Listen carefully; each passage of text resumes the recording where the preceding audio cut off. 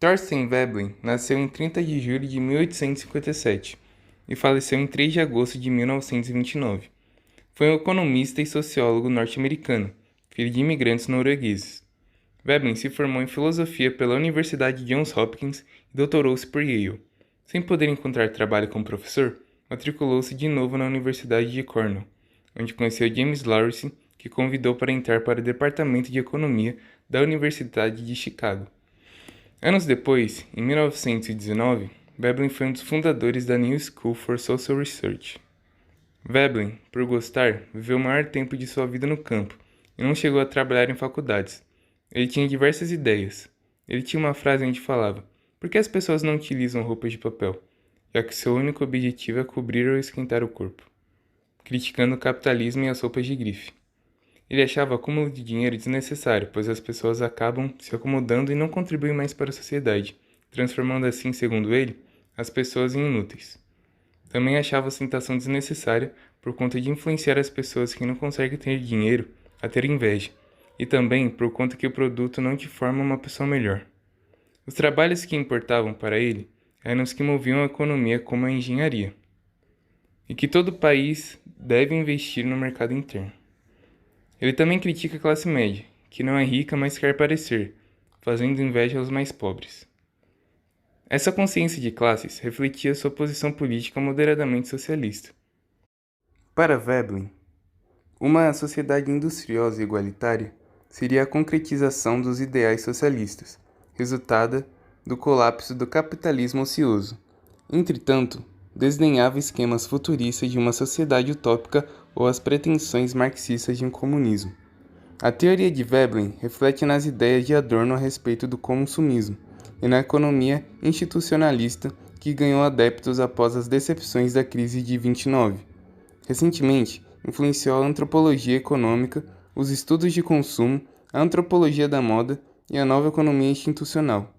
Existe uma frase que diz: ostentação é comprar aquilo que você não quer para mostrar para quem você não gosta com dinheiro que você não tem. Essa frase sumariza acertadamente a ideia de Thorstein Veblen, dos impulsos que movem o consumismo no livro A Teoria da Classe Ociosa, o qual foi publicado em 1899 e se mantém incomodamente atual. Segundo seu pensamento, Habermas acredita que a teoria crítica necessita de uma renovação. Investigar a sociedade baseando-se em praxis acaba sendo a melhor opção. Então, acaba girando em torno da fundamentação linguística da sociologia, compreendendo a identidade coletiva. Se baseando nas teorias de Noam Chomsky e John Searle, Habermas fez sua proposta destacando o pragmatismo. Então nasce a teoria da ação comunicativa, que consiste em racionalidade comunicativa, onde a racionalidade é fundamentada com base na linguagem. Na perspectiva de Habermas, a intersubjetividade dá certo, pois em sua concepção, a linguagem é o ponto-chave para o conhecimento. O conceito mundo da vida e lugar da verdade, que foi manifestado nas suas pretensões, é o tema de seu terceiro artigo. Habermas, para fundamentar sua teoria, parte do conceito do mundo da vida concebendo a sociedade estruturada.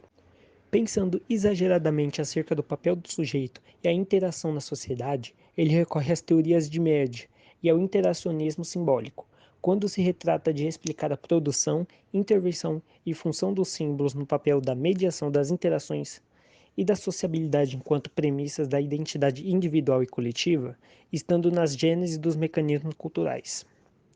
Sempre com um bom pensamento crítico sobre as concepções da modernidade, Habermas relaciona as mudanças estruturais que se observam na sociedade contemporânea, em conjunto às correntes filosóficas e sociológicas indo em direção à racionalidade orientada para fins, de Max Weber, e à divisão social do trabalho, de Marx. Antevendo já os contornos de sua teoria da racionalidade e modernidade, respondendo à necessidade da atualização de uma teoria crítica. Stuart Hall foi um teórico cultural e sociólogo britânico-jamaicano que viveu e atuou no Reino Unido a partir de 1951. Ele nasceu em 1932, na Jamaica, e faleceu em 2014, no próprio Reino Unido. Hall sempre teve ideias ligadas principalmente a questões de hegemonia e aos estudos de culturas. Ele considera o uso da linguagem como o grande operador de uma estrutura de poder, instituições, política e econômica. Essa visão apresenta as pessoas como produtores e consumidores de cultura ao mesmo tempo. Ele dizia que a cultura de uma sociedade é de longe o seu maior patrimônio. E também ressaltava que a diversidade cultural não acontece só de um país para outro. Muitas vezes ocorre entre povos de condições financeiras distintas, de etnias, raças ou religiões diferentes, e não necessariamente diversidades apenas de país para país. Stuart Hall também abordava muito a temática de identidade. Ele distingue três concepções de identidade do ser humano: o sujeito do iluminismo, que é o indivíduo centrado e dotado de capacidades de razão; o sujeito sociólogo, presente no mundo moderno e que não é independente, uma vez que se forma pela relação que estabelece com os outros; e o sujeito pós-moderno, o que não possui uma identidade fixa. Em seus pensamentos, Hall evidencia que somos constituídos por representações, sendo essencial compreendermos o mundo por esse olhar, em que as mudanças acontecem, as culturas se misturam e as certezas são inconstantes. Na opinião do grupo, Hall nos passou a impressão de alguém bastante defensor da diversidade cultural. Também achamos curioso ele entender que a identidade cultural é uma das coisas mais importantes presentes no ser humano.